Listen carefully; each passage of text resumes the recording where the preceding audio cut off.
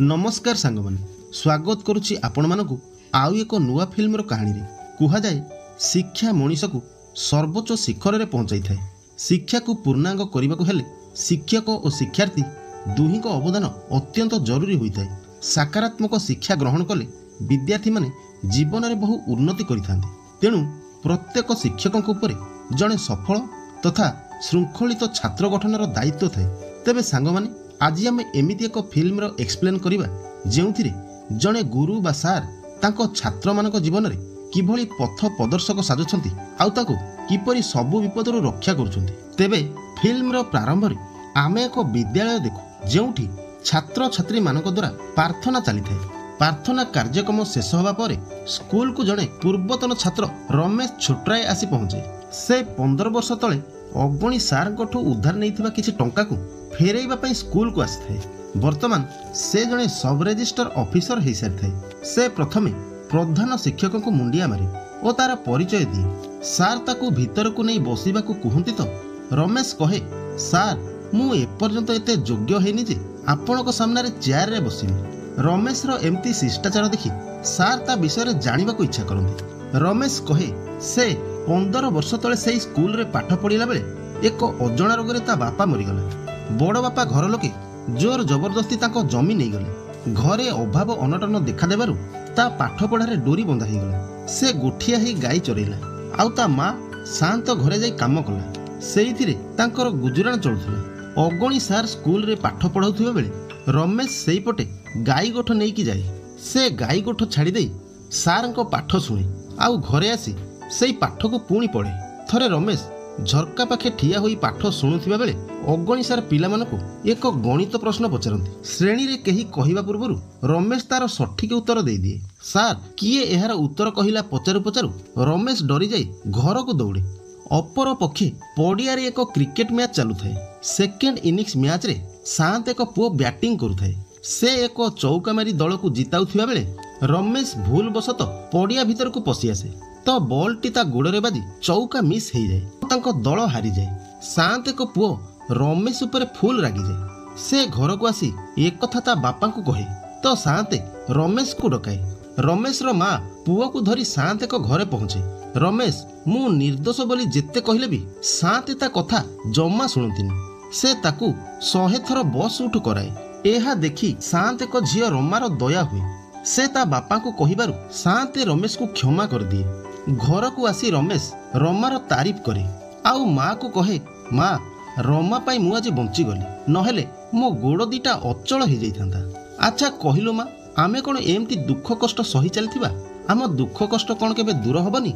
माँ कहे, नाई रे बाबा तू देखिबु आम दुख कष्ट भगवान दिने निश्चय शुणिबे हेले ता पाई टिके अपेक्षा करिबाकू पड़िबो। एहा पर दृश्य रे अगणी सार रमेश को खोजी खोजी आसी तांको घरे पहुंचे। से दिन से स्कूल रे ठीक उत्तर देइथिबारु सार ताको धन्यवाद दियंती।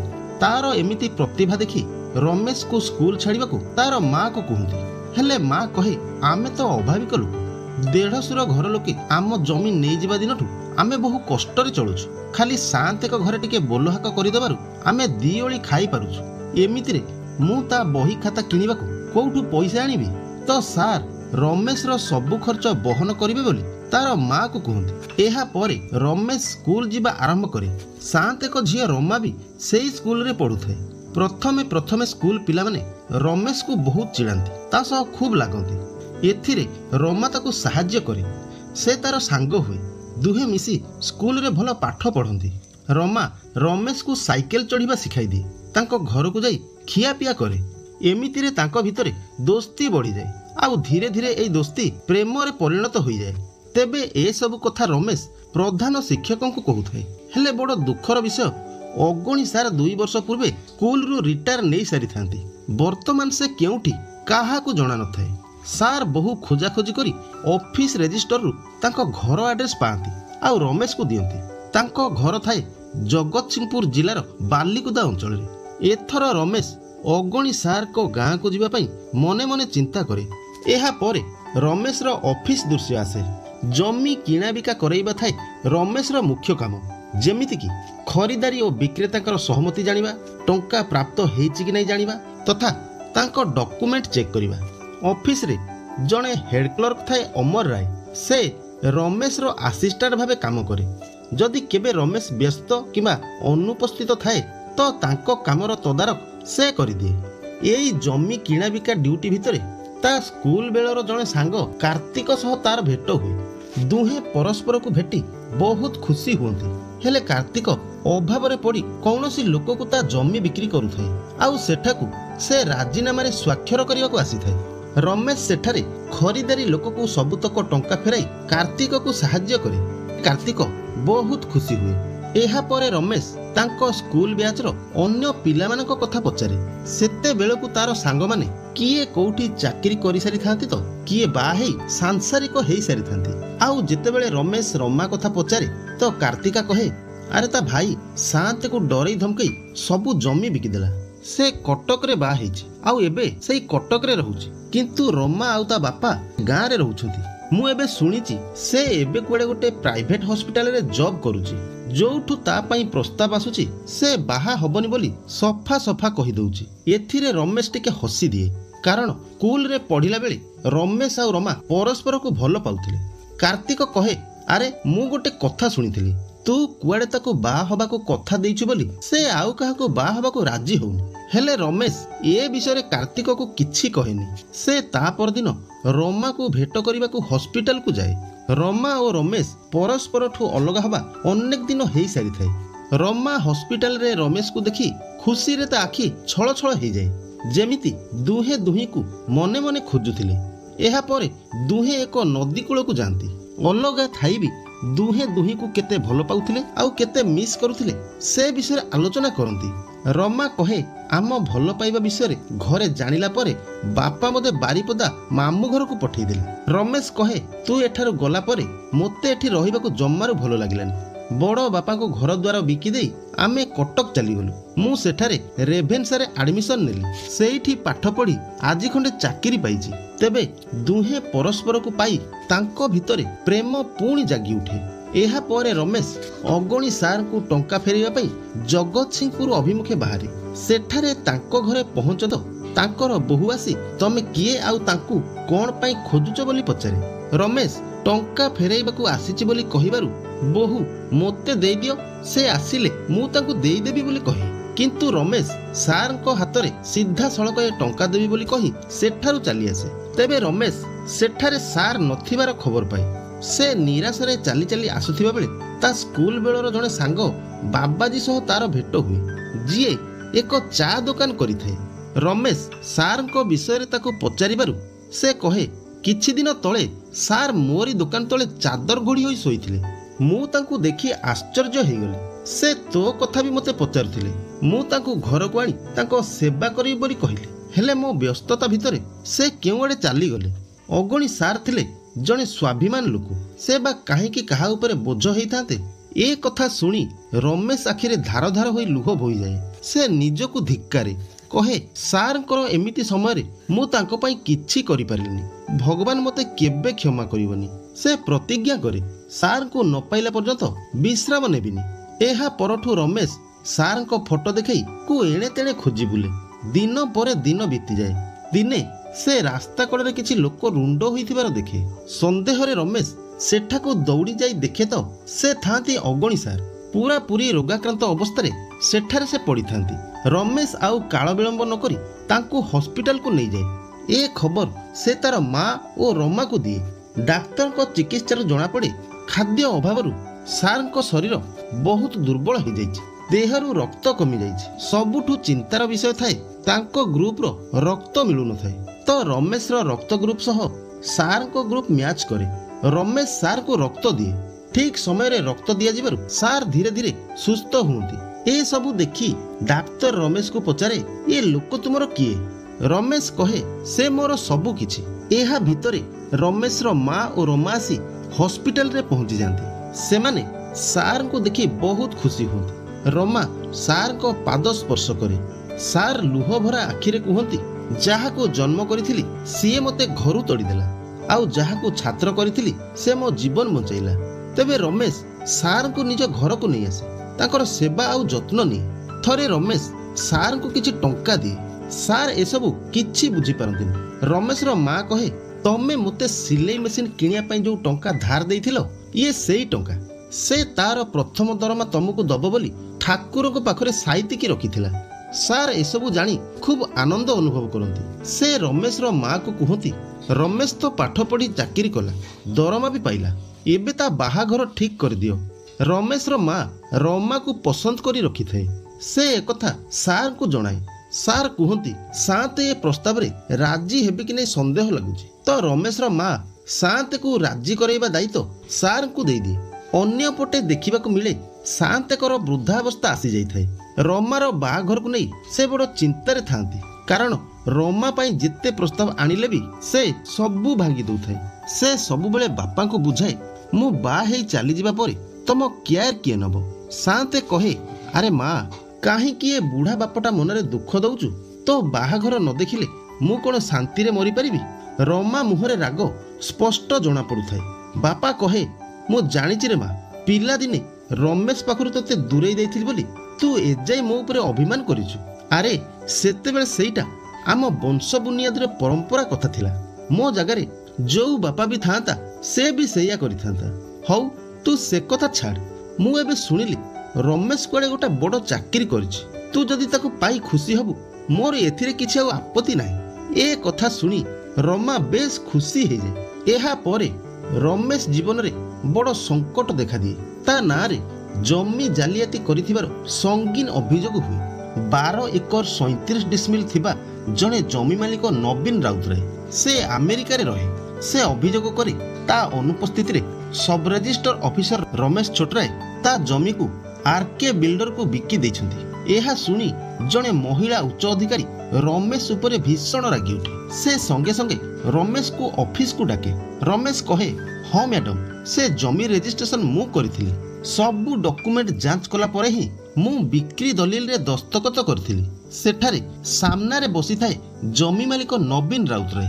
महिला अधिकारी जनक कहती जदि जमी किणा बिका ठीक प्रोसीजर रे होइथिला ताहले दलील रे थिबा आधार कार्ड नवीन बाबू को आधार कार्ड को एबे एठी आउ थरे वेरीफाई करो। एथिरु बिक्री दलील रे लागिथिबा आधार कार्ड टी नकली बोली जणा पड़े। महिला ऑफिसर कहे तमे जने दायित्ववान ऑफिसर है एते बड़ भूल कल केमिति। रमेश कहे मैडम मु सबु डॉक्यूमेंट ठीक ठाक रे जांच करथिली। मोर जहा मने पड़ुची आधार कार्ड जांच कला बेले मोर गोटे अर्जेंट कॉल आसीथिला। हेड क्लर्क अमर राय दुई पक्ष को आधार कार्ड वेरिफिकेशन करथिले। से मते सबु ठीक अछि कहिबारु मु दलील रे साइन करथिली। रमेश रो आउ कौनसी कथा सुना जाए नहीं। बेआईन भावे जमी रजिस्ट्रेशन करिथिबारु रमेश को चाकरी रु सस्पेंड कर दिया जाए आउ बिना अनुमति रे क्वार्टर छाड़ी न जीवाको कहा जाए। धीरे धीरे मामलाटी लोक लोचन को आसे। दुई पक्षों को अभियोग क्रमे मामला अर्थनीति अपराध नियंत्रण शाखा को स्थानांतरित हुए। ईओडब्ल्यू रो स्पेशल ऑफिसर एमएम नायक मामलार तदंत निमते चुक्ति हुंती। से प्रथम पाली रे रमेश छोटराय को डकाए पचारे तमे राजेश महापात्र को जानिछ तो रमेश नाही करे। एहा परे मिस्टर नायक रमेश उपरे क्लेम दबा आरंभ करे। कहे 80 कोटी रो जमी 22 कोटी रे बिक्री हेछि। जमी जनकर ताकू बिकिछि आउ किए आउ जे बिकिछि तार एपर्यंत किछि खोज खबर नाही। एते बड़ डील हेछि माने तम हाथ तो निश्चय चिकण हेथिबो। मते सत कह केते टंका नै ये काम करछ 2 कोटी ना 5 कोटी। मु गोटे कथा बुझी पारुनी सरकार तुमको तो किछि कम दरमा दउ नै। तम भली ऑफिसर माने एमिति लांच नै राताराती बड़ लोक होबार स्वप्न काहे की देखंती। रमेश एथिरे विरक्त होई कहे सार मते विश्वास करंतु मु काहाटू किछि टंका नेइनी बरं जने सब रजिस्टर ऑफिसर हिसाब रे मु सब डॉक्यूमेंट ठीक ठाक वेरीफाई करथिली पट्टा भी देखिथिली। मिस्टर नायक कहे कोन तमे ओरिजिनल पट्टा देखिथिलो। रमेश कहे नाई सार बात्यारे तांकर पट्टा नष्ट हो जाइथिबारु से माने सर्टिफाइड पट्टा आनिथिले। मिस्टर नायक कहे सेठी तमर टिके संदेह हेलानी गोटे एते बड़ प्रॉपर्टी सेथिरे टाइटल डीड नाही तमे गोटे सर्टिफाइड पट्टा कॉपी रे रजिस्ट्रेशन करलो केमिति। रमेश कहे सार मु जमीरो रेंट रिसिप्ट इसी सब ठीक ठाक रे चेक करथिली। एमएम नायक एथिरे भीषण रागी जाय कहे व्हाट नॉनसेंस जने सब रजिस्टर हिसाब रे तमे कोन एतिकी जानिनो जे जने लोक जेते बेले चाहिबो ता जमीरो रेंट पेमेंट करि परिबो। तमरो जानिबा उचित जे रेंट रिसिप्ट गोटे आईनी सम्मत डॉक्यूमेंट नुहे आउ ए जो इसी कथा कहूच लांच देले सेटा तम घरे आसी पहुंचीबो। एहा परे ऑफिस रो हेड क्लर्क अमर राय को डका जाए। अमर राय कहे सबु कागज पत्र रमेश बाबू को पाखरु भेरीफाई हे आसिला परे मु तापर जाई रजिस्ट्रेशन करे। मिस्टर नायक कहे रमेश छोटराय को कहिबा अनुसार से दिन ए जमीर रजिस्ट्रेशन कला बेले तमे दुई पक्ष को आधार कार्ड को भेरीफाई करथिलो। अमर कहे ना सर से दिन से आधार कार्ड को रमेश बाबू ही भेरीफाई करथिले। एमिति रे ऑफिस भितरे अमर आउ रमेश रो भिड़ा भिड़ी हे जाए। एहा सहित प्रथम दिन रो इनक्वारी शेष हुए।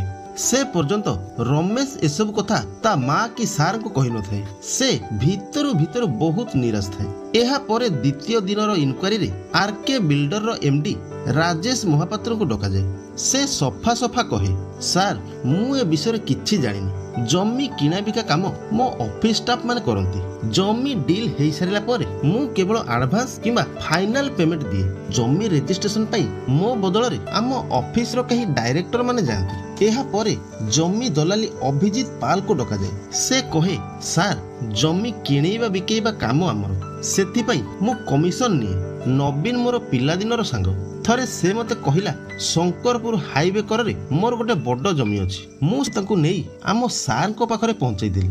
आउ जमी बिक्री हेई सारिबा परे एकर को लाख टंका हिसाब रे सार मते 12,50,000 टंका देइथिले। एहा छोड़ा नवीन सार भी मते 5 लाख टंका देइथिले।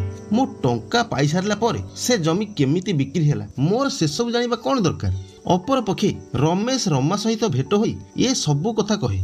जमी स्काम विषय रे रमा जानिबा परे रमेश प्रति थिबा ता भल पाइबा घृणा रे बदली जाए। रमेश दुख रे कहे शेष रे तू भी मते सेया भाबिलु। से दिन आधार भेरीफाई कला बेले मोर गोटे अजणा कॉल आसिला। मु सार को विषय रे किछि इनफॉरमेशन हेइथियो भाबी कॉल रे व्यस्त रहिली। अमर बाबू आधार भेरीफाई कले आउ एबे तांको पचारलाठु से नाही करूछंती। रमा कहे मोते लागुची अमर बाबू इस काम रे शामिल अछि। रमेश कहे हां हेई थाई पारे हेले इनक्वारी रिपोर्ट आसीबा परे मोर जे कोन हेबो मु जानिनी। रमा कहे तमे धैर्य रखो सबु ठीक हे जिवो। इन्वेस्टिगेशन ऑफिसर मिस्टर नायक काम रो कोनोसी ठोस प्रमाण पाई पर न थाए। एथरो से वकील हरिहर बाहिनपति को डकाए जे से दिन जमी रजिस्ट्रेशन बेले आइडेंटिफायर थाए। मिस्टर नायक ताको पचारे गोटे डुप्लिकेट आधार कार्ड रे लोकों को न चिन्ही न जानी तार आइडेंटिफायर तमे केमिति हेलो। वकील कहे देखंतु सार आधार कार्ड डुप्लिकेट बोली एबे जणा पड़िला। ता छड़ा आधार कार्ड भेरीफाई हेई मो पाखो को आसीबा परे मु ताको आइडेंटिफाई करछि। आधार कार्ड जांच करिबा सब रजिस्टर को काम से करि नांती। यार अर्थ हैला से सीधा सड़क इस काम रे जड़ित अछंती। आउ आपण मते संदेह करछंती। मिस्टर नायक कहे देखंतु आपण जने एडवोकेट आपण जानि रखिबा उचित जे आधार कार्ड भेरिफिकेशन न करिबाटा गोटे दोषावह नुहे। टिके चिंता कले ता पछरे मोटिव कोन थाई पारे। कोन लांच कारबार हेइची आ जदी हेइची केते हेइची आ ताको किए नेइची ए सब जानिबाटा ही ए तदंतर मूल लक्ष्य। मिस्टर नायक कहे एमिति रे तो रजिस्ट्रेशन बहुत सहज रे कैंसिल करि हो। तम बिल्डर रो पैसा बुड़िबो आउ जमी मालिक ता जमी फेरी पाइबो। आउ से रमेश 6 मासर सस्पेंड परे पुणी चाकरी जॉइन करिवो। एमिति रे ए इन्वेस्टिगेशन करी लाभ कोन। गोटे कथा सुनो ए केस रे चीफ सेक्रेटरी करो आम ऊपर बहुत प्रेशर अछि। काहे कि ना से जानिबा को पाइछंती ए स्काम रे बहुत बड़ डील हेछि। तेनु तमे जहा जानिच मते सत सत कुह मु प्रोमिस करूछि आपण को ऊपर कौन से एक्शन निया जीव नहीं। तो वकील कहे सार ए जमी कारोबार रे 5 लाख टंका रजिस्ट्रेशन ऑफिस को दिया जाइछि। हेले से टंका काहा को दिया जाइछि किए नैछि मु से विषय रे जानिनी। एथिरु मिस्टर नायक रो रमेश छोटराय ऊपर संदेह हुए। से तार अकाउंट चेक करे। अकाउंट रे 8 लाख टंकार एक ट्रांजैक्शन देखी मिस्टर नायक आश्चर्य हुए। से एक कथा अथॉरिटी रो हेड को जणाए आउ रमेश रो घर सर्च करिया पई वारेंट इश्यू कराए। एहा परे मिस्टर नायक पुलिस नहीं रमेश रो घरे चढ़ऊ करे हेले घरु किछि टंका मिलेनी। ए दृश्य को रमेश रो माँ और सार देखी आश्चर्य हुंती। से माने रमेश को पचारिबारु से जमी स्काम विषय सबु कथा तांको कहे। सार कहे तू एमिति काम करिथिबु मोर आदौ विश्वास होउनी। रमेश कहे तमे विश्वास न कले कोन हैला ऑफिस रे मते समस्ते चोर बोली भाबुछंती। एहा सुनी सार बहुत दुखी हे जाए। अपर पक्षे मिस्टर नायक पुणी थरे रमेश को इनक्वारी ऑफिस को डकाए। कहे तमे तो कहूथिल मु राजेश महापात्र को जानिनी किंतु तम अकाउंट रु बाय चेक 8 लाख टंका आरके बिल्डर अकाउंट को जाइछि। कौन पाई एते टंका तमे ताकू देइछ? रमेश कहे सार मु से टंका गोटे फ्लैट किनी बोली एडवांस देइछ, बाकी टंका पाई बैंक रे लोन अप्लाई करिछ। राजेश महापात्र हेउची आरके बिल्डर रो एमडी। मु ताकू पर्सनली जानिनी, किंतु ताको मार्केट हेड को साक्षात करी मु से टंका देइछ। एथरो मिस्टर नायक कहे अच्छा से सब कथा छाड़, राजेश महापात्र तुमको जो 5 कोटी टंका देइछ से टंका तमे कोठी रखिछ? रमेश कहे काई ना तो से मते किछि टंका देई नाथि। मिस्टर नायक कहे देखो तमे लुचाइले चलिबनी, आम पाखे खबर अछि। एथिरे रमेश रागी जाई कहे 5 कोटी तो दूर कथा, मो जीवन रे मु काहाठू 5 टंका भी लांच नेइनी, कारण मो संस्कार मते से सब सिखैनी। एथर मिस्टर नायक कहे देखंतु रमेश बाबू, मु तुमको शेष थर पई सुजोग दउछि, आउ तुम पई गोटे भलो चांस टे अछि मुकुलिबा पई। तमे नेइथिबा 5 कोटी रु मते 2 कोटी देई दियो, मु केसटा रफा दफा कर देबी। रमेश एहा सुनी रागी उठे, कहे आपण मते कोन भाबुछंती? मो गुरु जहाको मो भगवान बोली माने से मते काहाठू लांच नबा सिखै नाहंती। पिला दिनु मो बापा नाहंती, टाइपेन पाई ट्यूशन करी मु पाठ पढ़िछि। मु पढ़िबी बोली मो माँ घर घर बुली बासन माजिछि। आज मु जहा किछि भी हेइछि ताहा मो मार तपस्यार फल। शिक्षार मूल लक्ष्य जे विनम्रता, ए कथा आपण को कई शिखै नाहंती। छाड़ मु तुमको ए विषय कही लाभ कोन? मिस्टर नायक आपण मते बहुत इनसल्ट कलोनी, मु आउ तुमको कोऑपरेट करि परिबिनी। आपण जहा करिवा कथा करंतु, मोर एथिरे किछि आपत्ति नै। चाकरी तो जाइछि, एबे जेल दंड भोगिया पई मु राज्य अछि। एहा कही से सेठारु चली जाय। एहा परे से राग जर्जरित होई सीधा राजेश महापात्र पाखकु जाय, ताकू कहे आपण को दिन मते 5 कोटी देइथिले, जोथि पई से ऑफिसर मते 2 कोटी मागुची केस रफा दफा करिवा पई। आपण काहे कि मोनारे एमिति मिछ एलिगेशन लगौछंती? राजेश महापात्र एको चक्रांत करे।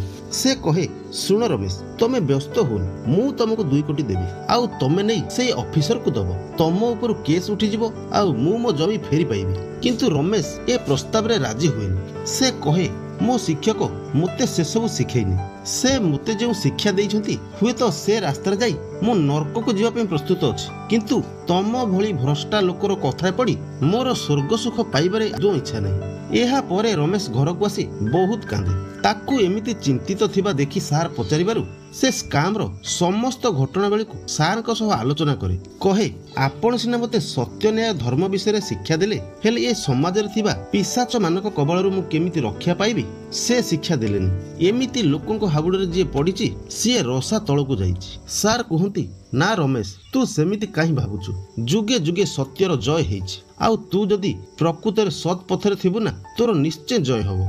हेले तू मते गोटा कथा सत्य कह, तू ए दुर्नीति रे संपृक्त नाहु तो?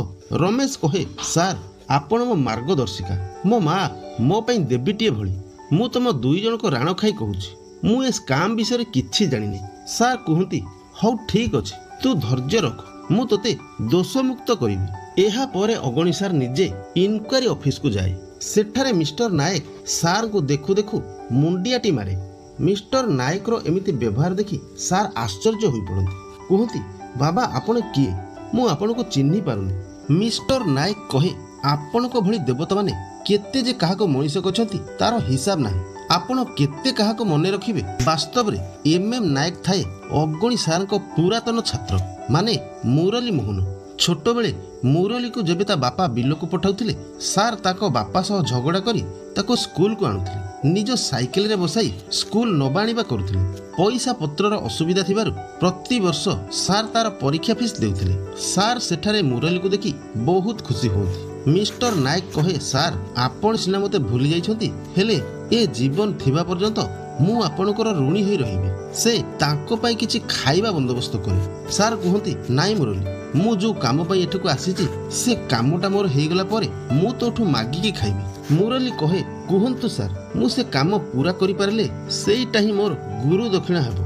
सार कहंती तू जो वर्ष 7म श्रेणी परीक्षा रे टॉपर होइथिलु, ठीक सेही वर्ष 5म श्रेणी परीक्षा रे रमेश भी टॉपर होइथिला। तमे 2 जण आम स्कूल रो गर्व आ गौरव थिलो। आज सेही रमेश बड़ असुविधा रे पड़िछि। दोष न करिबी आज दुनिया आगरे अपराधी हो जाइछि। लांच न नै लोके ताको लांचुआ बोली कहउछन्ती। मोर विश्वास से ये दुर्नीति रे जड़ित नाही, ताकू आमको दोष मुक्त करने को पड़िबो। ସାର୍ କାହା ବିଷୟରେ କଥା ହେଉଛନ୍ତି ପ୍ରଥମେ ମୁରଲୀ କିଛି ବୁଝିପାରେନି। ହେଲେ ସାର୍ଙ୍କ ସହିତ ବିଶେଷ କଥାବାର୍ତ୍ତା ହେଲା ପରେ ସେ ଜାଣିବାକୁ ପାଏ ଆର୍କେ ଛୋଟରାଇ ହିଁ ହେଉଛି ରମେଶ। ସମ୍ପର୍କରେ ସେ ତାଙ୍କ ଗାଁ ପିତେଇ ମାଉସୀର ପୁଅ ଥାଏ। ଛୋଟବେଳେ ଦୁହେଁ ବେଣୁପୁର ସ୍କୁଲରେ ପଢୁଥିଲେ। ସାର୍ କହେ, ଦେଖ ମୁରଲୀ, ମୁଁ ଆସିଥିଲି MM ନାୟକ ପାଖକୁ, ହେଲେ ମୁଁ ଜାଣିନଥିଲି MM ନାୟକ ମୋ ପ୍ରିୟ ଛାତ୍ର ମୁରଲୀ ମୋହନ ବୋଲି, ଯାହାକୁ ମୁଁ ସତ୍ୟ ଧର୍ମ ନ୍ୟାୟର ଶିକ୍ଷା ଦେଇଥିଲି। ତୁ ତ ଇନଭେଷ୍ଟିଗେସନ କର, ରମେଶ ଯଦି ପ୍ରକୃତରେ ଦୋଷୀ ତାକୁ ଦଣ୍ଡ ମିଳୁ, କିନ୍ତୁ ମୁଁ ଚାହୁଁଛି ସତ ସମସ୍ତଙ୍କ ସାମ୍ନାକୁ ଆସୁ। ଆରେ ମୁଁ ତ ପଦବୀର ଅପବ୍ୟବହାର କରିବାକୁ ଚାହୁଁନି। ମୁଁ ଚାହୁଁଛି ତୋ ଇନଭେଷ୍ଟିଗେସନ ସତ୍ୟର ଉଜାଗର କରୁ, କିନ୍ତୁ ରମେଶକୁ ଦୋଷୀ ପାଇଁ ନୁହେଁ। ଏଥର ମିଷ୍ଟର ନାୟକ ସବୁ କିଛି ବୁଝିଯାଏ। ସେ କହେ, ସାର୍ ଆପଣଙ୍କ ଛାତ୍ର କେବେ ଅପରାଧୀ ହେଇନଥିବ। ଆପଣଙ୍କର ଏ ବିଶ୍ୱାସ ମୋ ତଦନ୍ତକୁ ଆହୁରି ସରଳ କରିବ। ଆଜି ମୋର ସବୁ ଦ୍ୱନ୍ଦ୍ୱ ଦୂର ହେଇଗଲା। ମୁଁ ଆପଣଙ୍କ କଥା ନିଶ୍ଚୟ ମାନିବି ସାର୍। ନିଶ୍ଚୟ ଏ ସ୍କାମରୁ ରମେଶକୁ ଉଦ୍ଧାର କରିବି। ହେଲେ ମୁରଲୀ ସାର୍ଙ୍କୁ ଗୋଟେ ଅନୁରୋଧ କରେ, କହେ, ସାର୍ ଏ ଇନଭେଷ୍ଟିଗେସନ ନ ସରିବା ଯାଏ ଆପଣ ରମେଶକୁ ମୋ ପରିଚୟ ଦେବେନି। ଏଥର ମିଷ୍ଟର ନାୟକ ମାମଲା ଉପରେ ଖୁବ୍ ଗଭୀର ଭାବେ ଅନୁଧ୍ୟାନ କରେ। ସେ ଚିନ୍ତା କରେ ସେଦିନ ଜମି ରେଜିଷ୍ଟ୍ରେସନ ବେଳେ ରମେଶକୁ କିଏ ଆଉ କଣ ପାଇଁ ଫୋନ କରିଥିଲା। CDR ରିପୋର୍ଟ ଆସିବା ପରେ ସବୁ କିଛି ଜଣା ପଡ଼ିଯାଏ। ସେଦିନ 1:18 ରମେଶ ଯେଉଁ 4 ମିନିଟର କଲ୍ ରିସିଭ୍ କରିଥିଲା ତାହାକୁ RK ମିଡିଆର MD ରାଜେଶ ମହାପାତ୍ର କରିଥିଲା। ତାହା ଏକ ଅନାବଶ୍ୟକ କଲ୍ ଥିଲା। ରମେଶକୁ ଅନ୍ୟମନସ୍କ କରିବା ପାଇଁ ସେଇ କଲ୍ଟି କରାଯାଇଥିଲା ବୋଲି ମିଷ୍ଟର ନାୟକ ଜାଣିବାକୁ ପାଏ। ଏହାପରେ ମିଷ୍ଟର ନାୟକ RK ମିଡିଆର ଲିଗାଲ ଆଡଭାଇଜର ହରିହର ବାହିନୀପତିକୁ ଇନକ୍ୱାରି ପାଇଁ ଡକାଏ। ସେ କହେ, ସାର୍ ମୋତେ ଖରାପ ଭାବିବନି, ମୁଁ ଗୋଟେ କଥା ଶୁଣିଲି ଆପଣ କୁଆଡ଼େ ରମେଶକୁ 2 କୋଟି ଟଙ୍କା ମାଗିଥିଲେ। ଆମ ଓନର କହିଛନ୍ତି ଯଦି ଆମ କେସ୍ଟିକୁ ଟିକେ ରଫାଦଫା କରିଦେବ ସେ ଆପଣଙ୍କୁ 2 କୋଟି ଟଙ୍କା ଦେବେ। ମିଷ୍ଟର ନାୟକ କହେ, ଆପଣ ଜାଣିଛନ୍ତି ଲାଞ୍ଚ ଯାଚିବା ଅଭିଯୋଗରେ ମୁଁ ତମ ଉପରେ ଆକ୍ସନ ନେଇପାରେ। ହରିହର ବାବୁ କହେ, କ୍ଷମା ଚାହୁଁଛି ଆଜ୍ଞା, ମୁଁ ତ ଦୂତଟି। ସେମାନେ ମୋତେ ଯାହା କହିଲେ ମୁଁ ଆପଣଙ୍କୁ କହିଲି, ଆଉ ଆପଣ ଯାହା କହିବେ ମୁଁ ତାଙ୍କୁ ଯାଇ ଜଣେଇବି। ମିଷ୍ଟର ନାୟକ କହେ, ବାଇ ଦ ୱେ ମୁଁ ଜାଣିଶୁଣି ରମେଶକୁ 2 କୋଟି ଟଙ୍କା ମାଗିଥିଲି। ଯଦି ତା ପାଖରେ ଲାଞ୍ଚ ଟଙ୍କା ଥାଆନ୍ତା ମୁଁ କହିବା ମାତ୍ରେ ସେ ମୋତେ ଦେଇ ଦେଇଥାନ୍ତା। ହେଲେ ସେ ମୋ ସହ ଯେମିତି ମିସବିହେଭ୍ କଲା ସେଥିରୁ ଜଣାପଡ଼ୁଛି ସେ ଲାଞ୍ଚ ନେଇନି। ତାହେଲେ ଆପଣଙ୍କ ସାର୍ ଦେଇଥିବା 5 କୋଟି ଟଙ୍କା ଗଲା କୁଆଡ଼େ? ଏଥର ମିଷ୍ଟର ନାୟକ ହରିହର ବାବୁଙ୍କଠୁ ଅମର ରାୟ ବିଷୟରେ ଜାଣିବାକୁ ଚେଷ୍ଟା କରେ। ହରିହର କହେ, ସେ ହେଉଛନ୍ତି ଆମ ସାର୍ଙ୍କର ଖାସ୍ ଲୋକ। ଏ ଜମି ଡିଡ୍ଟା ବି ତାଙ୍କରି ମୁହଁରୁ ପ୍ରଥମେ ବାହାରିଥିଲା। ଜମି ବିଷୟରେ ସେ ହିଁ ଆମ ସାର୍କୁ କହିଥିଲେ। ଏ କଥା ଶୁଣି ମିଷ୍ଟର ନାୟକ ଭାବେ ବହୁ ଦିନ ହେଲା ଜମିର ଖଞ୍ଜଣା ଦିଆ ହେଇନଥିଲା। ଜମିର ମାଲିକ ତ ଆମେରିକାରେ ରହୁଛି, ଆଉ ଏବେ ଏକକାଳୀନ 15 ବର୍ଷର ଖଞ୍ଜଣା ଦିଆଯାଇଛି। ସେ ହରିହର ବାବୁଙ୍କୁ ପଚାରେ, ଶଙ୍କରପୁରରେ ଏତେ ବଡ଼ ଜମି ଅଛି ବୋଲି ଅମର ରାୟ କେମିତି ଜାଣିଲେ? ଏ କଥା ତ ଡିପାର୍ଟମେଣ୍ଟର ତଳୀୟ କର୍ମଚାରୀ ମାନେ RI ପିଅନ ମାନେ ଜାଣିବା କଥା। ସେ କିପରି ଜାଣିଲା? ହରିହର ବାବୁ କହେ, ସାର୍ ଅମର ବାବୁଙ୍କର ଜୋଇଁ ବିକାଶ ମଲ୍ଲ ହେଉଛି ଶଙ୍କରପୁରର RI। ହେଇପାରେ ସେ ବି ଏ ସ୍କାମରେ ସାମିଲ ଥିବ। ଏ କଥା ଶୁଣି ମିଷ୍ଟର ନାୟକର ମଥା ଘୁରିଯାଏ। ଏବେ ସେ ଅନ୍ଧାରରେ ଏକ ତୀର ଚଳାଏ। ସେ ପ୍ରଥମେ ହରିହର ବାବୁଙ୍କ ଦ୍ୱାରା ବିକାଶ ମଲ୍ଲ ପାଖକୁ ଫୋନ କରାଏ। ହରିହର କହେ, ବିକାଶ ବାବୁ, ତମ ପାଇଁ ଗୋଟେ ଗୁରୁତ୍ୱପୂର୍ଣ୍ଣ ଖବର ଥିଲା। ତମେ ଶଙ୍କରପୁର ଜମି ସ୍କାମ ବିଷୟରେ ତ ଶୁଣିଥିବ। ପୋଲିସ ମାନେ ସବୁ ଜାଣି ସାରିଲେଣି। ତମ ଶ୍ୱଶୁର ଅମର ବାବୁ ଆଉ ରମେଶ ଛୋଟରାୟଙ୍କ ଫୋନ ଟ୍ୟାପ୍ ହେଉଛି। ତମେ ତାଙ୍କୁ କେବେ ଫୋନ କରିବନି। ହଁ, ଆଉ ଗୋଟେ କଥା, ପୋଲିସର 2ଟା ଟିମ୍ ରେଡି ହେଇସାରିଲେଣି। ଆଜି ତମ ଘର ରେଡ୍ ହବାର ଅଛି। ତେଣୁ ତମେ ଯାହା ରଖିଛ ତାକୁ ଅଲଗା କୋଉଠିକି ସିଫ୍ଟ କରିଦିଅ। ସେ ମୋତେ ଯାହା କହିଥିଲେ ମୁଁ ତମକୁ ଜଣେଇଦେଲି। ଏହା ପରେ ମିଷ୍ଟର ନାୟକ ଓ ହରିହର ବାବୁ ଏକ ପୋଲିସ ଟିମ୍ ନେଇ ତାଙ୍କ ଘର ପାଖେ ଛକି ରୁହନ୍ତି।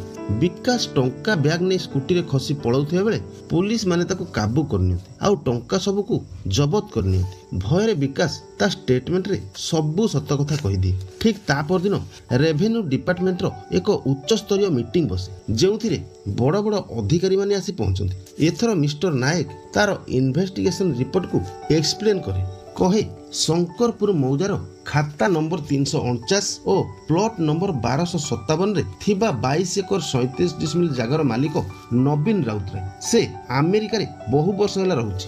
ଦୀର୍ଘ ବର୍ଷ ଧରି ଖଞ୍ଜଣା ନ ଦେଇଥିବାରୁ ତାଙ୍କ ଉପରେ ସାର୍ଟିଫିକେଟ୍ କେସ୍ କରିବା ପାଇଁ ଡିପାର୍ଟମେଣ୍ଟ ତରଫରୁ ଆର୍ଆଇ ବିକାଶ ମଲ୍ଲକୁ ନୋଟିସ୍ ଦିଆଯାଇଥିଲା। ପ୍ରୋସିଜର ଅନୁସାରେ ବିକାଶ ବାବୁ କେସ୍ କରିବା ପୂର୍ବରୁ ଜମି ମାଲିକଙ୍କ ଘରକୁ ଯାଇ ଇନଭେଷ୍ଟିଗେସନ କରିଥିଲେ। ଯେତେବେଳେ ସେ ଜାଣିଲେ ଜମିର ମାଲିକ ଆମେରିକାରେ ରହୁଛନ୍ତି, ସେ ତାଙ୍କ ଶ୍ୱଶୁର ଅମର ରାୟଙ୍କୁ କହିଥିଲେ।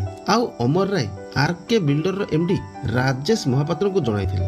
ଏହା ପରେ ଦୁହେଁ ମିଶି ସେଇ ଜମି ହଡପ କରିବାକୁ ଏକ ପ୍ଲାନ୍ ତିଆରି କଲେ।